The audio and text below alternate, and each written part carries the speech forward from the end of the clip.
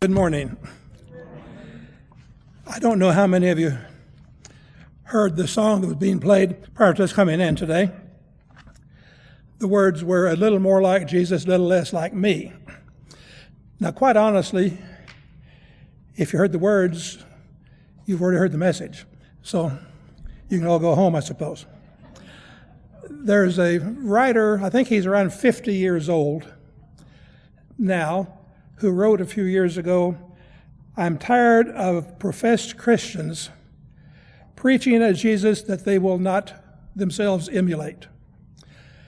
If I can make one point today, that is the number one reason that a lot of people who previously professed to be Christians no longer do so, because they have not found their churches giving them that message, if you will. So, what is the purpose of church? There is a book written a number of years ago called "For What Purpose Assembled?" And it had to do with just that. Now, this is an old book, probably 50 years or so. When you come together on Sunday mornings or whenever you come together, why are you there? What do you do? Now, it depends on who you ask, depends on when you ask, depends on where you ask. If, for example, we were to ask the Apostle Paul, what is the purpose of church? Something like that, his answer would be somewhere along this line, I think. To get the gospel of Jesus out to people so they can be ready for the second coming, which is just right around the corner. In fact, his first letter was written about 20 years after the crucifixion of Jesus. And in it, he was in 1 Thessalonians, he was defending the idea that Jesus was still coming, even though a lot of the Christians were dying. And they were convinced that they would live until Jesus showed up. And so that we have a crisis of faith about 20 AD. About 50 AD. If you were to ask that question in Independence, when I first came into the church, you'd probably get the answer, what is the purpose of the church? To baptize as many people as we can and have big churches. And by the way, we all want to become elders. There was a great movement between offices in there because everybody wanted to be an elder and they wanted to preach. The question we always have to address is, are we going to get caught up in today's social problems? Or are we going to get caught up in what it means to be a follower, a disciple of Jesus? What's the old saying? If all you have is a hammer, the whole world looks like a nail. If you believe that your gift is singing, then you're going to be singing all the time. If you believe your gift is preaching, you're going to be trying to preaching all the time. What is the gift? Well, the text for today, which is referred to in the back of the bulletin, has to do with there are many gifts, and they're all of use. The question is, which ones are yours, at least? How many if I say Sunday Charlie Okpan, how many of you have even heard the name?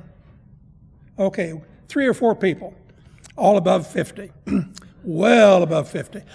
Sunday Charlie was a missionary in Africa, and he published a monthly newsletter, and I subscribed to it back when I lived in Independence. And in one of these letters, he was taking to task the church for not allowing everyone to dance, but only the best dancers were allowed to dance in the services. That's wrong. Everyone should be able to dance. Now, that was a big part. The dancing was more important than the preaching in the area where he was. And so even all those years ago, he's chastising people for trying to restrict the access based on who has a particular gift, at least. When I was back in the room today, I was asking Joe, who's that picture there? And he said, Bob and Lucinda Madden. Lucinda Madden, as I told Joe, was probably 97 years old when I first met her. I'm sure it's more maybe 110. I don't know. She was always old when I was around. It's my understanding that she taught the junior high class in this congregation for over 50 years. If that's not a sign of insanity, I don't know what is. But anyhow, I don't know Probably some of you had her as a teacher. Okay. Are you all warped or not? But anyhow, she was quite a person, but and as far as I know, she never had a child in her life. But yet she has hundreds of children and grandchildren and so forth now. If you came into the church in the mid-20th century in independence, you would get an entirely different purpose when you ask what is the purpose of the church than you would do if you asked today. If you were a 70, baptism was the answer. The Great Commission in Matthew, that was the driving force, if you will. If you were an elder, how can I preach more? Now, however, if you were in a very small congregation, I'll say in the Boot Heel, Missouri, the answer probably would be to be able to have church every Sunday is the purpose, because we don't have any of these elders. We don't have any of these other people. So the purpose is always something that we don't quite already have, if you will, nailed down. Now, in our denomination in recent years, we have really focused in on the 4th chapter of Luke, and that is Jesus in the synagogue, reading from Isaiah and holding up these basic tenets, if you will, to preach good news to the poor, release of captives, provide sight to the blind, and free the oppressed. You see, we're moving away from the focus on church to the focus on community in Luke, and we are doing that same thing in our denomination as well.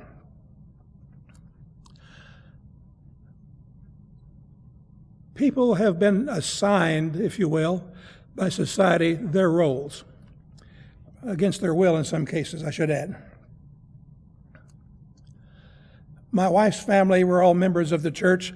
I don't know what the origin was, somewhere in the 1830s, and I'm going to talk about them a little bit, because in those days, I am a 6th generation Latter-day Saint, or 7th, or whatever the generation is. And there's a great deal of pride in that, how long your family have been in the church. There's also a statement that says God has no grandchildren. So in other words, we all are to become children of God. It makes no difference what our ancestry is, at least. So how do we help people become children of God more and more? In my wife's family, and I have officiated, I think, at all the funerals for all her siblings and one of her in-laws. And the one brother was the black sheep of the family, if you will. I believe he went into the military at 17. His military or jail, he chose military. The other brother was, after a few years, became quite on the straight and narrow. He became an elder, and he had an issue that said, unless you're a part of this church, your life has no meaning.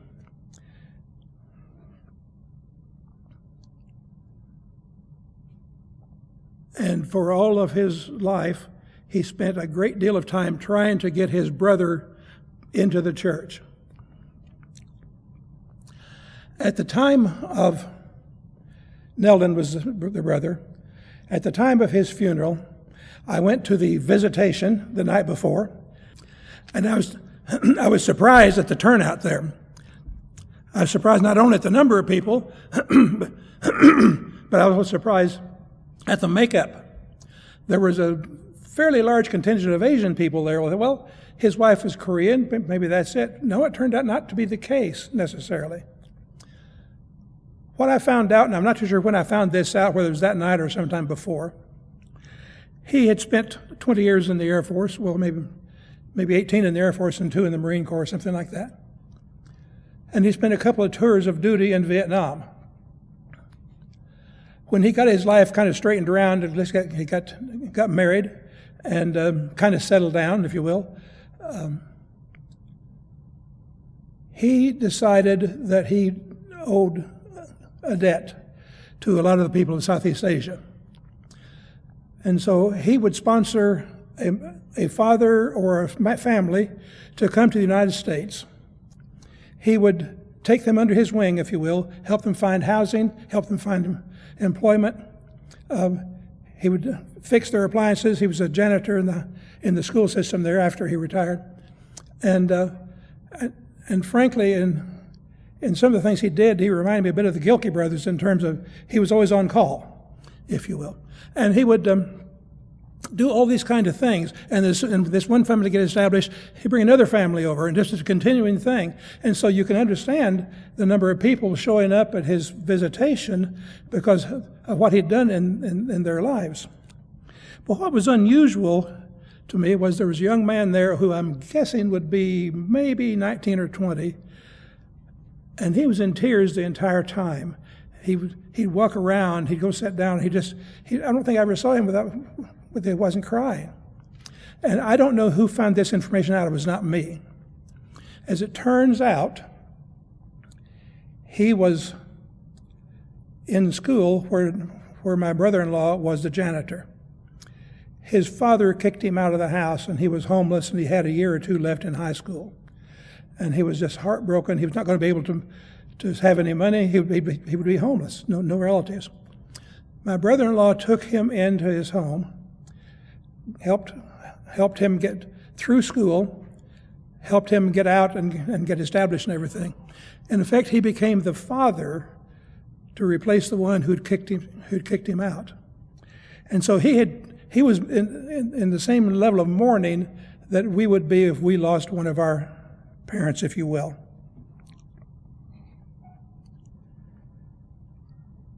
The thing that I find to be unusual is the difference between the brothers. One of the brothers said, if we could only get him back into church. And yet, here he was doing these things, if you will. And here's what's sad about the whole thing. We were at a family gathering one day, and we kind of went off to the side someplace, and he told me how much of a failure his life had been.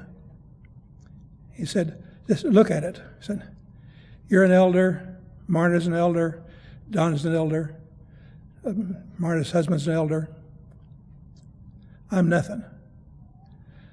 I'm just a failure. Now, he told me all that before I knew what I have just shared with you.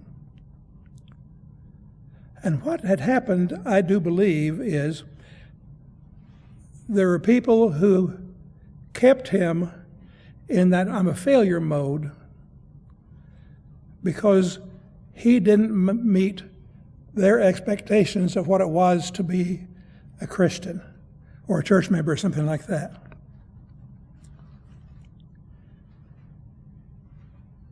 One of the comments that I made somewhere along the way, I do believe that he has done more Christ-like living than all of us elders combined in here, because most of us were trying to serve the church. He was trying to serve humanity, if you will. There's a scripture that says something along these lines. If you forgive them, I'll forgive them. If you don't forgive them, their sins will be retained. I think sometimes we as Christians have a very, very difficult time in allowing people to not be known by what they did 20 or 30 years ago. And so we keep them in that unworthiness feeling because we have not helped free them, to free the oppressed. When we talk about freeing people, a lot of times we think about people who've been in jail, and definitely he had been in jail before.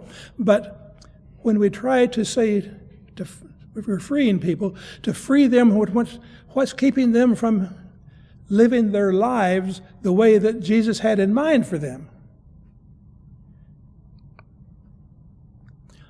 So when we have a theme that says, be transformed, it sounds like it might be a one-time event. I'm going to suggest that we should change that to say, be transforming. because that is an ongoing process. I do believe that he was transforming others. Unfortunately, he was not really given the freedom to be transformed himself, because in the minds of a lot of people, he had never progressed beyond that kid who had to go to jail or go to the military,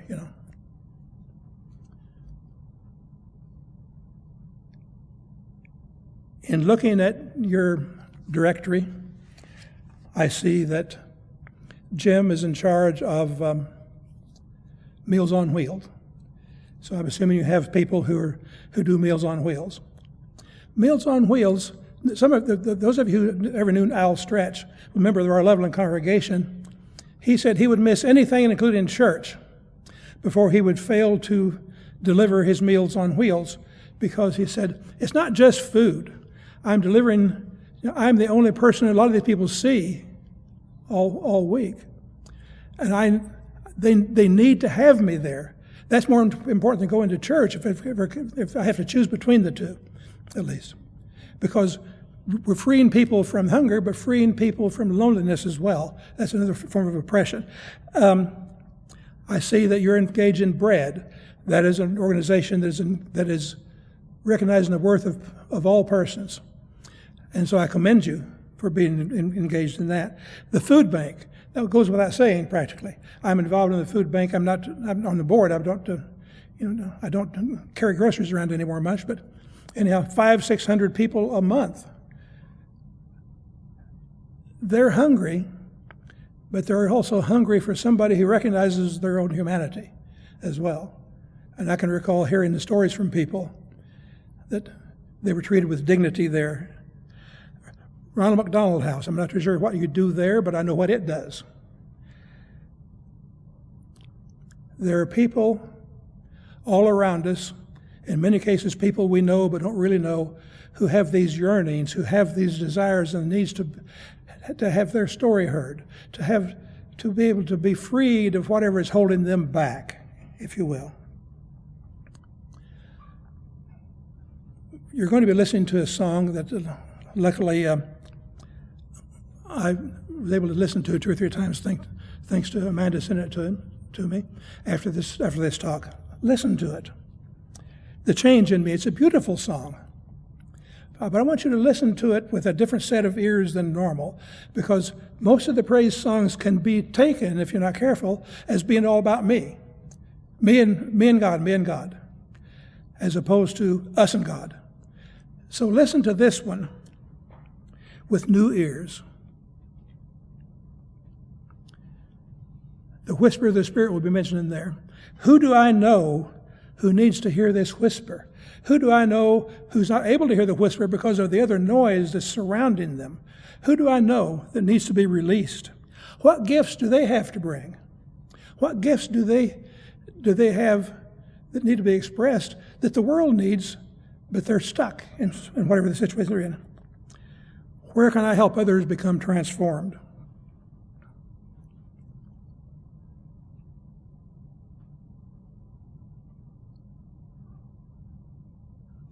I can remember Tom Mountainay, some of you remember him, who before he went to work for the church was a social worker. And he had to appear in court for a child. And the child said, "I'm bad." He said, "No, you're not bad." Yes, "I'm bad."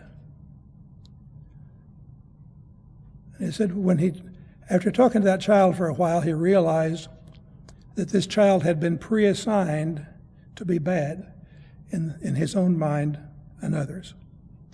And he said he suddenly realized that the man who he was going to go to testify against for abusing this child was also a victim himself, who had never been able to be free of his own complicities. The change. Who will be the change agents who allow transforming to take place in the lives of others?